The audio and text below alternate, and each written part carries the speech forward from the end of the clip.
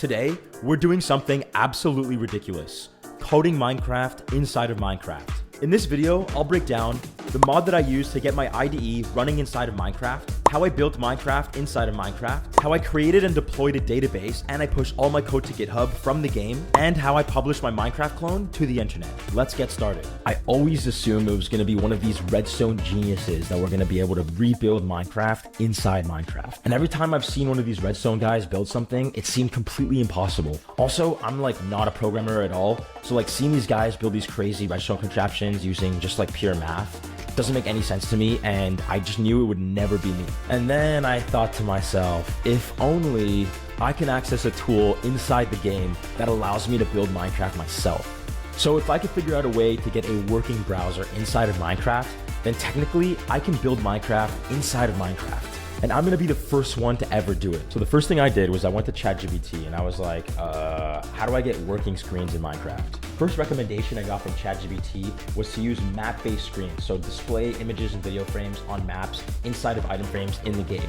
The problem with that is I have to basically take screenshots and record video on the side. So basically in a browser, and upload them inside of Minecraft.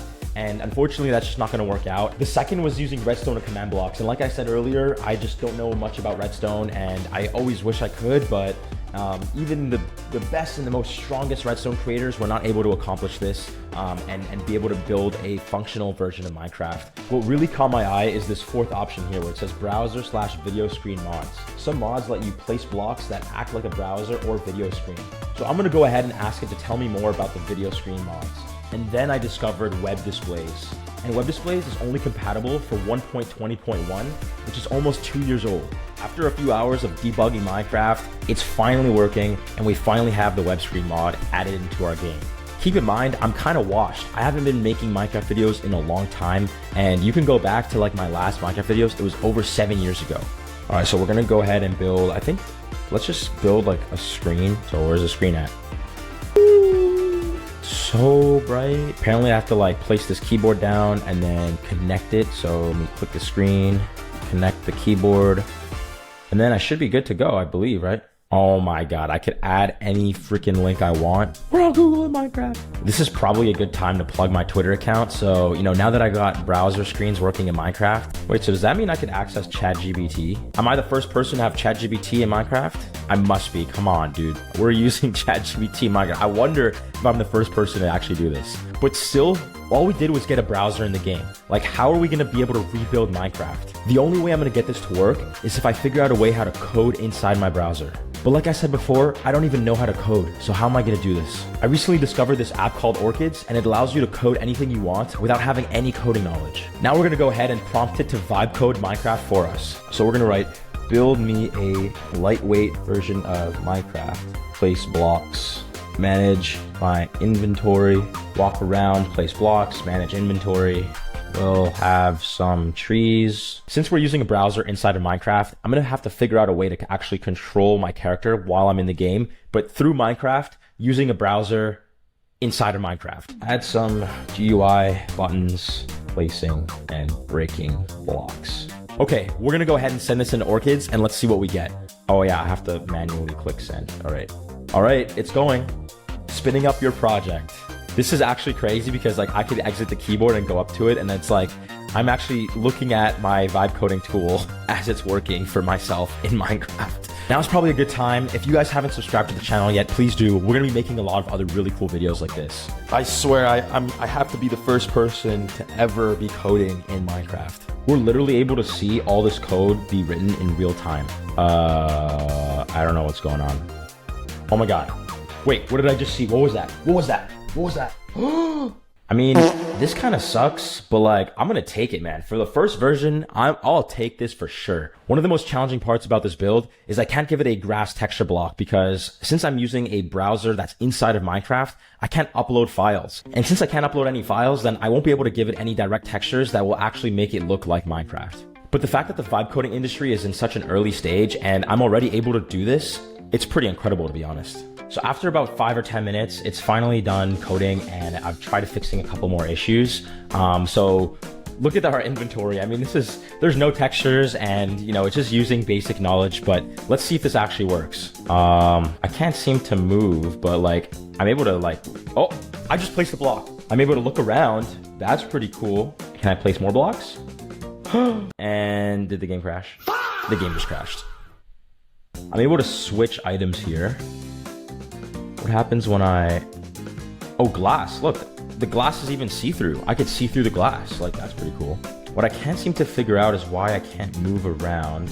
I am able to look around. So if I'm using arrows on my key right now and I'm able to just look around, for some reason I'm not able to walk around here. So just the fact that I built a super lightweight version of like a Minecraft demo just inside of Minecraft is already, like, for me, that just made my day, and the video is kind of like good already. So let's ask Orchids to go ahead and make a few changes. So make the AWSD buttons clickable, send message. All right, so it's been a while, and when I mean it, it's been a couple hours. I've been building the app 100% from the game, which means that I'm not using another browser, and to say the least, it is challenging because you can't really like click on things. It's hard to click on things. It's hard to type.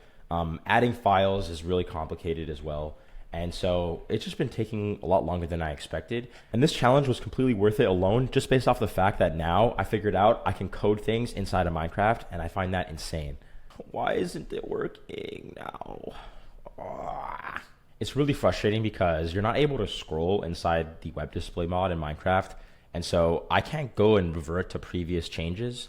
And if I'm going to build this entirely within Minecraft, I'm going to have to make sure that the build is perfect. And if something breaks, then I either have to restart or figure out how to solve it. And it's been really challenging, just to say the least. Let's just take a second to admire the beauty of Minecraft, man. Being able to code in 3D in a metaverse, I think, is just the beginning. Eventually, we'll have people build these crazy setups where, you know, gamifying the whole process of building software and just building things in general.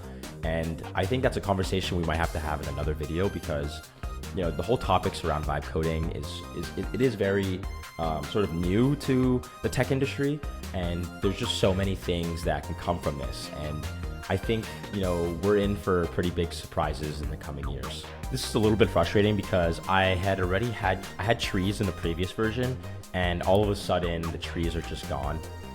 So I don't know exactly what's going on here, but at least I'm able to like look around, and then yeah, it always just breaks right away. So let's just try to fix that. I mean, I have no clue what this message means, to be honest. I can't even see the whole thing. Runtime error after runtime error. Oh, we have some trees that look like actual Minecraft trees. Let's go. So it seems black and white, but it's definitely a start. And am I able to like jump even? Come on. Oh, and it's broken again. It's not simple. It's not as simple as we thought at all, dude. So it's been a couple of hours. It's been pretty challenging to actually get this to work within the game. And working with a browser inside of Minecraft has its own challenges where I can't use it like I'm using it in a standard web browser. But regardless of that, I managed to get a few things that are pretty interesting. So I managed to get the Minecraft textures, which I actually found in an open source GitHub repo. And you can see here we have the grass block, we have the dirt block, we have the grass block, some actual glass and wood as well. And let's see if this actually works. As you can see, as I was clicking on them, there's still a few bugs where it ends up placing blocks automatically. But let's get in. And if I jump on the keyboard, I'm actually able to look around with a pointer. And we managed to also add some trees, by the way. And let's see if we could actually, you know, build a house while we're at it. It's really tricky because I have my actual Minecraft pointer and then I have the pointer that's in the game. What is pretty cool though is that I could use the arrow keys on my actual on my keyboard, and I should be able to move around. So yeah, like I could jump around inside the game, which is pretty incredible. We're playing Minecraft right now inside of Minecraft. And by the way, getting these trees in was like almost impossible. Like, I don't know, it kept breaking the game and the trees were floating at different points. And the fact that we were able to get it with like actual decent textures I'm pretty mind blown by what Orchids was able to do here. All right, so let's go ahead and actually try to build a little like house of some sort. So obviously this is a glitch. I'm able to completely walk through the blocks. We're gonna have to add some more logic to make this a little bit better. But first of all, I wanna see if I can actually complete this house build. Okay, so the glass actually looks half decent. I mean, there's no glare on the glass, and if I can kind of like see through it somehow. Obviously it doesn't have any of the glare and any of the other sort of lighting effects, but this is pretty impressive. So I did add controls that if I hold shift and I brake, it should be breaking the blocks, but that's just not working. And I spent like 30 minutes alone trying to fix that and just wouldn't get fixed. But I think it's because we're running the game through a Minecraft browser. Guys, you can't judge my building skills with Minecraft inside of Minecraft, okay? It doesn't count. I promise you I could build nicer houses than this in Minecraft, but we're just trying to make this work for the video. This is just a lot harder than it looks, I promise. It's a home, you know? I mean, guys, we just built a house in Minecraft. You know, obviously it's not perfect. It's kind of doo-doo, but listen, I'll take it. I mean, we built a house in the game, inside the game. This is MTV Cribs, Minecraft, inside of Minecraft edition. And at first glance, we're presented with a beautiful tree in our front entrance. What kind of house comes with that these days? There are no houses. As we walk in, we have a beautiful skylight showing the light of the day. The builder of this house loved the environment so much that he built the house around the natural environment, and you could see this tree here just flowing beautifully inside the home. Jokes aside, I consider this a win. I didn't think I would ever be able to build Minecraft inside of Minecraft, and with the tooling that we have today, it's completely possible. Let's go to the next steps on building this app and making it live. I cannot consider this video complete until I create a database, commit the code to GitHub, and deploy this to Vercel. So let's go ahead and do that. First thing I'm going to do over here is go ahead and click database. And Orchids here is asking us which database we want to use. And personally, I'm just going to go with Supabase because it's the recommended version and I don't really have any experience with the other ones. So we click confirm and we're just going to wait till this is set up. What's pretty incredible is that if we go to the code base, we can even see all these individual files that are being stored. I was able to find a open source GitHub that had all the Minecraft textures, and Orchids was able to import those textures and put it in our database, which is really cool. So we can see here stone texture, planks, logs. By the way, this is a VS Code client that is running inside of Orchids natively. We're even able to look at some of the code here, and I'm not a technical person, so I actually don't know how to read code, but it's pretty cool to break down the app and kind of see how things work. So here we have a block, a cube, some of the sort of like logic, I guess, that is used for Minecraft. We have more files about our player. So here we could see that there is a camera and some movement here. So constants with move forward, move backward, move left, move right, jump.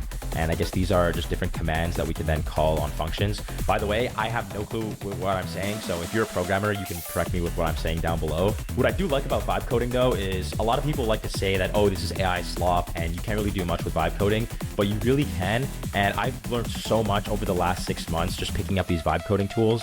And like stuff that I would have never imagined that I would ever get to know. So the database has a track record of every single block that was placed in our map. We can see the position, the type of block, and exactly what time it was placed. So the timestamp of every single block and when it was placed. This is the kind of stuff we don't think about when we're playing video games and even playing Minecraft. Databases are really incredible, and there's just so much you could learn from picking up a vibe coding tool. Now that we've built a lightweight version of Minecraft, let's go ahead and create a GitHub repository for this, and let's push the code. All right, so we got a message here saying that the repository was created. I've connected my GitHub account to Orchid so that I can push code directly to my GitHub account without having to actually sign in. All right, so our app is finished. Let's go ahead and deploy this straight to Vercel in one click. The deployment is starting. And by the way, I didn't have to code anything myself. I was able to use this chat client and basically talk to an AI to code this entire thing for me. I'm gonna give credit to the person who created the open source texture repo on GitHub. So you'll see exactly what I use for the textures in this game. Without the textures, it really wouldn't have felt like Minecraft. And guys, just like that, we deployed the website and it is live right now. In under 2 hours, I was able to create a lightweight version of Minecraft, create a database, deploy the code to GitHub, and deploy the website to the internet. So now our app is live. What I'm gonna do is go ahead and create another screen, and we're gonna try to join and use the app from the browser. Okay, so let me just create this screen here. Let's place a keyboard, and I think we have to activate the screen. Okay. And then what was our link again? Lightweight-minecraft-clone.vercel.app. Okay, I think this is what it is. Oh my gosh, guys. So we're running the game within our game, and this is on the actual link that we just deployed. So this is not running through Orchids.